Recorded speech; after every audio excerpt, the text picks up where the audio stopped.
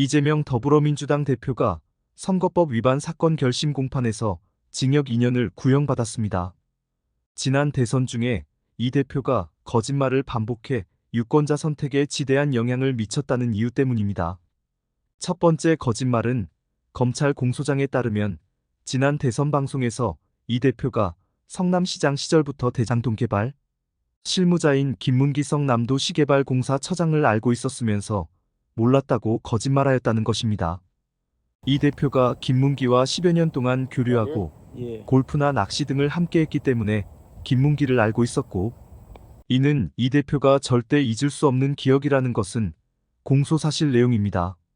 그러나 이 대표는 재직 시 김문기를 정말 몰랐다, 기억 못한다고 변소했습니다.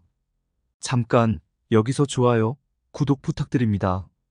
두 번째 거짓말은 국정감사에서 국토부의 협박이 전혀 없었음에도 불구하고 국토교통부의 협박 때문에 백현동 개발 부지 용도를 상향 조정했다고 국토부 탓을 하며 이 대표가 거짓말했다는 것입니다. 이에 대해서 이 대표는 원래 하려던 말이 있는데 말이 좀 꼬였다고 변소했습니다.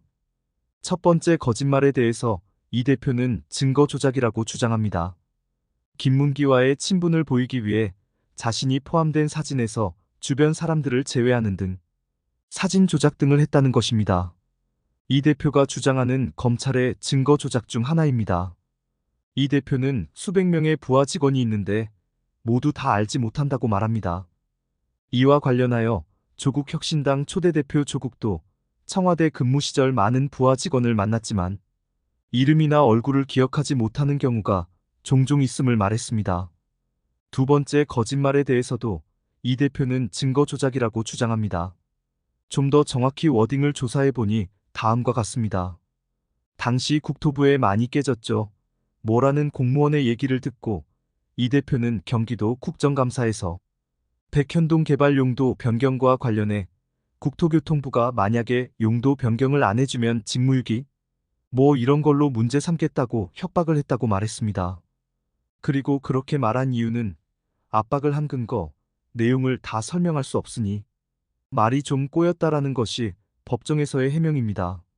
그래서 공판에서 압박 근거와 내용을 다 설명하려는데 관련 공무원들이 위증했다는 것입니다. 검찰이 증인 공무원을 기소하지 않는 조건으로 공무원에게 그런 말 한 적이 없다라고 위증하도록 조작했다는 것입니다. 이런 걸 두고 이 대표는 검찰이 증거도 조작하고 사건도 조작했다고 주장하는 것입니다. 그리고 검찰이 국토부의 압박을 증빙할 관련 부서 문건들을 숨겼다는 주장입니다. 증인도 증거도 없으니 결과적으로 이 대표는 국토부의 협박을 증명할 길이 없어진 것입니다.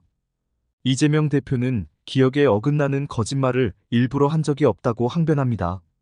죄 없는 사람을 증거 조작으로 유죄를 만들려고 하니 정치 억압이니 정치 보복이란 말이 나올 수밖에 없는 상황입니다. 과연 무엇이 진실이고 무엇이 거짓말일까요? 이를 판사는 어떻게 판단하고 어떤 선고를 내릴지 여야 막론하고 정치권이 촉각을 세웁니다. 무죄 선고라면 이재명에 대한 정치 보복이 맞고 유죄 선고라면 정치적 타격이기 때문입니다. 마지막 법정 변론을 마치고 나와서 이 대표는 다음과 같이 말했습니다. 과연 국민 여러분께서 자세히 들여다보시면 진실이 무엇인지 충분히 아실 수 있습니다. 국민께서 판단하실 것이고 인권과 민주주의 최후 보루인 법원에서도 사건의 진실을 제대로 판단하고 정의롭게 결정할 것이라고. 이 대표는 검찰을 불신하고 법원은 신뢰하는 것 같습니다. 과연 1심 법원의 선고일은 오는 11월 15일입니다. 감사합니다. 좋아요, 구독, 댓글 부탁드립니다.